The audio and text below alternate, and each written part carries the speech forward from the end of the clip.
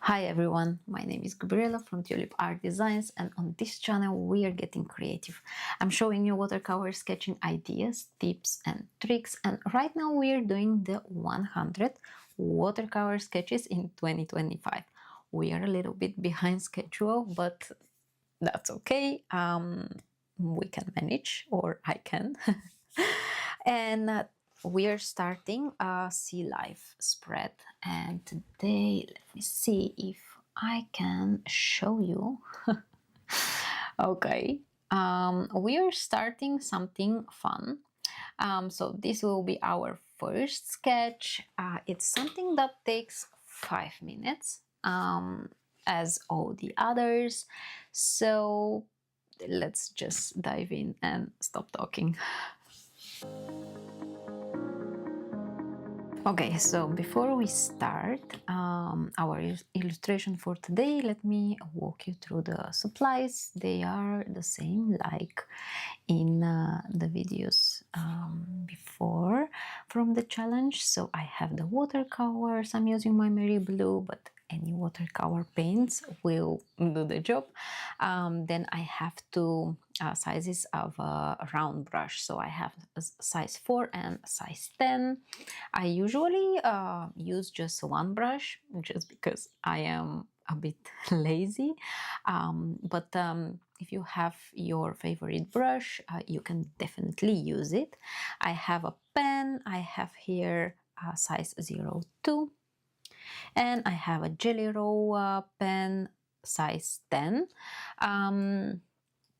The Jelly Roll pen is it's for adding some highlights in the end, so any white supply will help, like marker or bleed proof white or gouache paint, anything. I really like the Jelly Roll pen because I just love sketching and drawing, and it's very easy to apply it, and it works on top of the watercolor, so I just love it.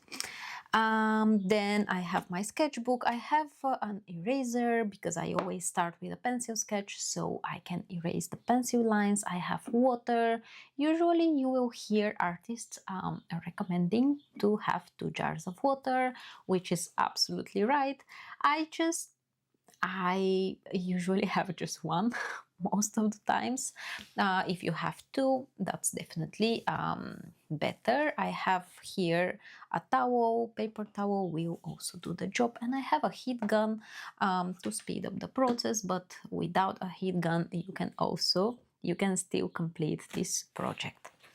Okay, I think these are all my supplies in the process. Oh, I will probably remember if I have something else, for example a small clip to keep my pages together. All right, then I want to zoom to make sure that you can see, and I was thinking that maybe I can split this page in 3 days. So we want to have 5-10 minutes watercolor sketching session for the day, because I hear that sometimes we can't really spend a whole hour, or even 30 minutes can be a bit too much. So for the next 3 days we will do something quick and funny. So let's start with the star and then the other 2. I think I have a photo here, and of course I didn't charge my tablet. Well, that's okay. Let's see if I can quickly see a photo to decide which color I want to use for this one. I think I can quickly plug in my tablet to make sure that I have enough battery. Okay, so let's see if I can find it. I definitely started this tutorial not prepared. that's okay. So I can see, okay, I usually, let me see if I can come here. So this is a website, it's Unsplash, so we can find photos and we can use them for free for our inspiration and, you know, just like reference photos for our illustrations. So I have these two here, which are actually these two, and they are kind of a gray. So I really want to bring some vibrant colors to my sketchbook. So let me just put this on the side. And I think that I will start inking, and then we will see for the colors. The thing about watercolor sketching is that we don't have always to stick to the real colors of the objects that we are sketching. So if we want to use green, we use green, and if we like red, we use red. And you know, like, it really, the only thing that matters is what is our mood and what is our wish. And if we want to go for purple, we go for purple. And if we want to go for more grayish colors, that's also fine. And we don't care what the others will say. We only think what we like. Okay? So if you still don't like the color I'm using, if you need to smooth it down, or if you need to make it more vibrant, feel free to do this, because it's your sketchbook and it's okay to do whatever you like in your sketchbook. Now let's start with inking. Oh. So I'm using the mono drawing pen. It is water resistant, which means that when we add watercolor on top of it, then we will not mess up our lines. Okay, it means that the ink lines will not bleed in the watercolor. All right, so I usually start with a light ink line, then I can go back and add more. I can add thickness, I can make double line, it's all fine. Okay.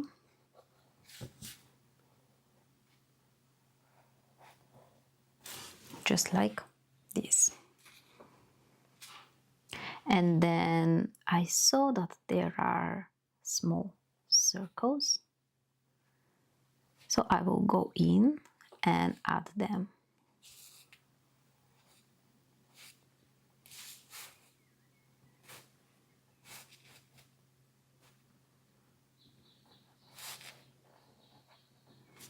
Like this. Okay.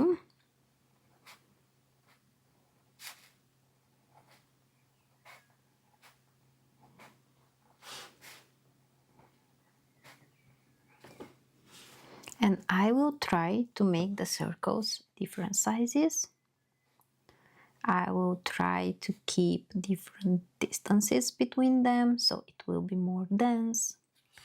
And I also try to work in small groups, right?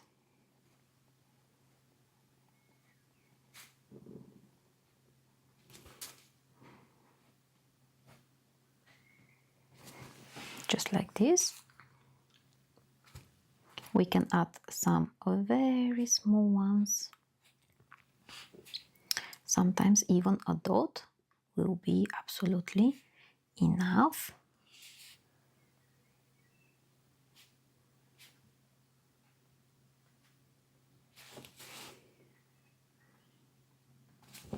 Just like this.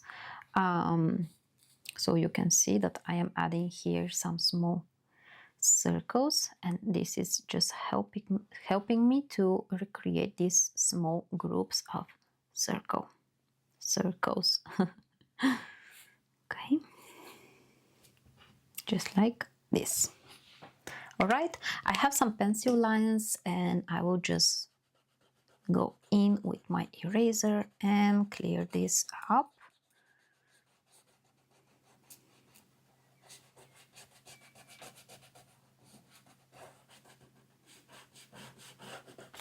Okay, that's great.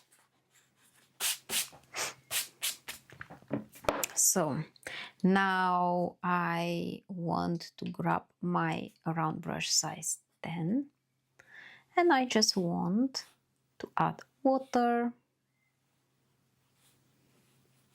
and I will not try to paint realistic sea star here, okay, or whatever we call it. I am a bit out of words, but the thing is that we just want to have some relaxing, fun time while getting creative. And sometimes, you know, putting a goal to paint something as it looks like, this will probably put too much pressure on us, so we will probably lose the fun of that whole exercise. So to know how much water to put and if it's enough or if it's too much, we can look from the side, we can turn it like this and see if there is a drop somewhere here or a small pool. We can just pick it up with a dry brush. And then let's just grab some yellows. I really like some warm colors, and then I will put it in. I'm loving wet in wet techniques, and it really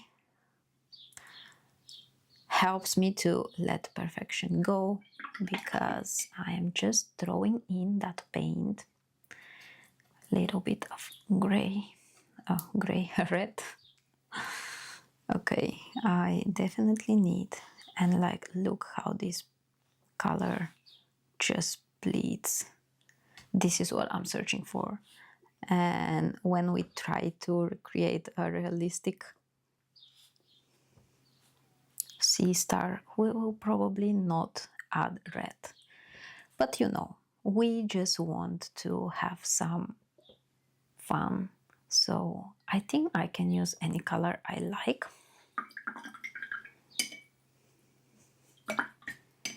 Okay, and maybe a little bit of this light red here.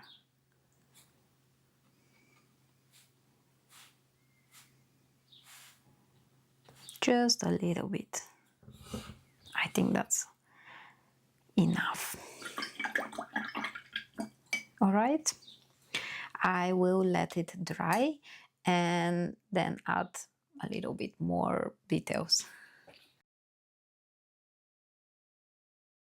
Okay, now because I used my heat gun, my page is definitely hot here. So I need to wait for it to cool down before I start using my pen. Otherwise, I will probably ruin my pen. So you need your watercolor to be completely dry, and also the page to be cool down if you use the heat gun before you start using your pen. I am thinking about adding actually a second layer of watercolor. I will use my size 4 round brush, and I will go in and just color these small circles in a red.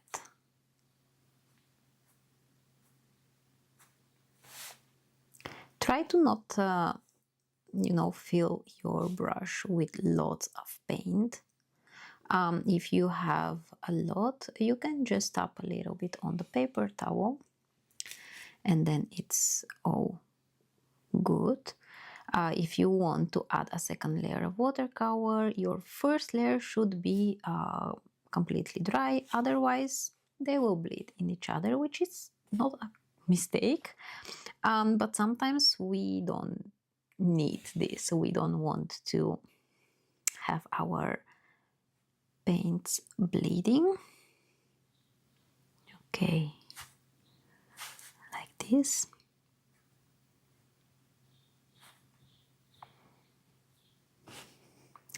And because watercolor is transparent, sometimes we will have more orange circles, just because we will see through the yellow from below.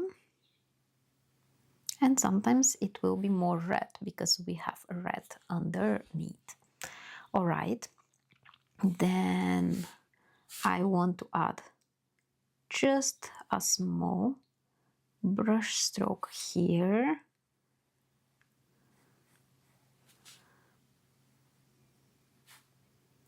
which will bring some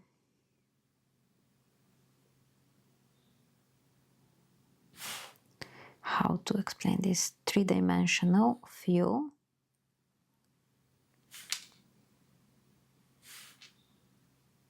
And still, we don't want to make it realistic, but we still want to make it look nice, okay?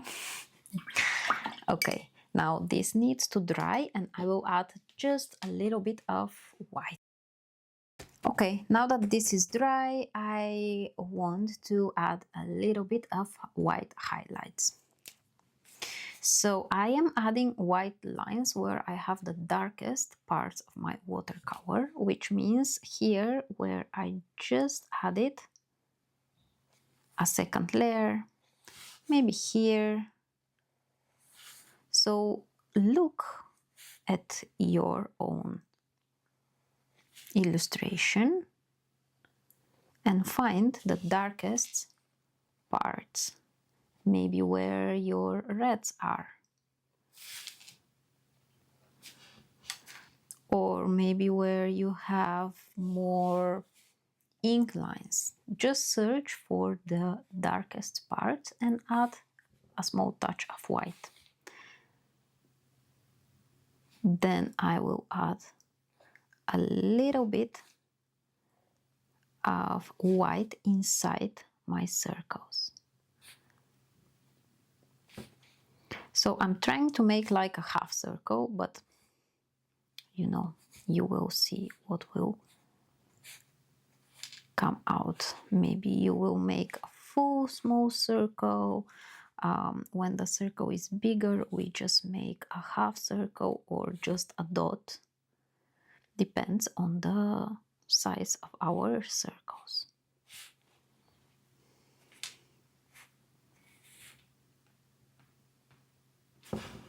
Just like this. And I think that's gonna be it for today. Thank you very much for watching my video and joining me for today's illustration. Consider subscribing for my channel so you will not miss any of the new videos.